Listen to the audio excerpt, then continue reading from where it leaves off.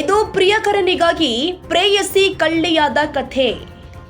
ಪ್ರಿಯಕರನ ಸಾಲ ತೀರಿಸಲು ಉಂಡ ಮನೆಗೆ ದ್ರೋಹ ಬಗೆದ ಖತರ್ನಾಕ್ ಆಂಟಿ. ಬೆಂಗಳೂರು ಹೆಣ್ಣೂರು ಪೊಲೀಸರಿಂದ ಖತರ್ನಾಕ್ ಆಂಟಿ ಕಳ್ಳಿ ಬಂಧನ. ಪ್ರವೀಣ ಎಂಬ ಆಂಟಿ ಪ್ರಿಯಕರನಿಗಾಗಿ ಕಳ್ಳತನ ಮಾಡಿದಾಕೆ. ಹೆಣ್ಣೂರು ಪೊಲೀಸ್ ಠಾಣಾ ವ್ಯಾಪ್ತಿಯ ಬಾಬುಸಾಪಾಳ್ಯದಲ್ಲಿ ಕೆಲಸ ಮಾಡ್ತಾ ಇದ್ದ ಪ್ರಮೀಳ. ಸುಮಾರು 3 ತಿಂಗಳಿಂದ ಮನೆಗೆಲಸ ಮಾಡ್ತಾ ಇದ್ದ ಪ್ರಮೀಳ. ಈ ಹಿಂದೆ ಬೊಮ್ಮನಹಳ್ಳಿಯಲ್ಲಿ ಕೆಲಸ ಮಾಡ್ತಾ ಇದ್ದ ಪ್ರಮೀಳ ಗಾರ್ಮೆಂಟ್ಸ್ ಒಂದರಲ್ಲಿ ಕೆಲಸ ಮಾಡ್ತಾ ಇದ್ಲು. ಈ ವೇಳೆ ಸುಧಾಕರ್ ಎಂಬಾತ ಕೂಡ ಜೊತೆಯಲ್ಲಿ ಕೆಲಸ ಮಾಡ್ತಾ ಇದ್ದ. ಸುಧಾಕರ್ಗೂ ಕೂಡ ಮದುವೆಯಾಗಿ 2 ಮಕ್ಕಳಿದ್ದು. ಪ್ರಮೀಳಾಗೂ ಮದುವೆಯಾಗಿದ್ದು ಗಂಡ ಬಿಟ್ಟು ಹೋಗಿದ್ದಾನೆ. ಹೀಗಾಗಿ ಸುಧಾಕರ್ ಜೊತೆ ಲವ್ ಅಲ್ಲಿ ಬಿದ್ದಿದ್ದ ಪ್ರಮೀಳ ನಂತರ ಅಲ್ಲಿ ಕೆಲಸ ಬಿಟ್ಟು ಖಾಸಗಿ ಅಪಾರ್ಟ್ಮೆಂಟ್ನಲ್ಲಿ ಮನೆಗೆಲಸ ಮಾಡ್ತಾ ಇದ್ಲು. ಕಳೆದ ಸಂಕ್ರಾಂತಿ ಹಬ್ಬ ಹತ್ತಿರ ಬಂದಾಗ ಪ್ರಮೀಳ ಬಳಿ 20,000 ಹಣ ಕೇಳಿದ್ದ ಸುಧಾಕರ್. ಹೀಗಾಗಿ ಪ್ರಿಯಕರನಿಗಾಗಿ ಕೆಲಸ ಮಾಡ್ತಾ ಇದ್ದ ಮಾಲೀಕರ ಮನೆಯಲ್ಲಿ ಚಿನ್ನಾಭರಣ ಕಳ್ಳತನ. ತನ್ನ ಪಾಡಿಗೆ ತಾನು ಚಿನ್ನಾಭರಣ ಕದ್ದು ಮಾರಾಟ ಮಾಡಿ ಪ್ರಿಯಕರನಿಗೆ ಹಣ ಕೊಟ್ಟಿದ್ಲು.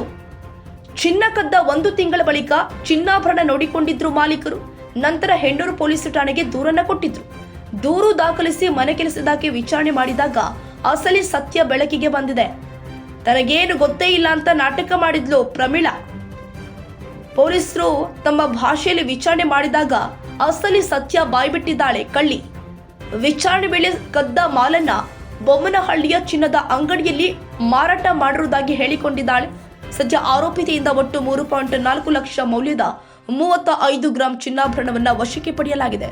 ಸದ್ಯ ಪರಾರಿಯಾಗಿರುವ ಪ್ರಮೀಳ ಆಂಟಿ ಪ್ರಿಯಕರ ಸುಧಾಕರ್ಗಾಗಿ ಪೊಲೀಸರು ಹುಡುಕಾಟ ಮಾಡ್ತಾ ಇದ್ದಾರೆ.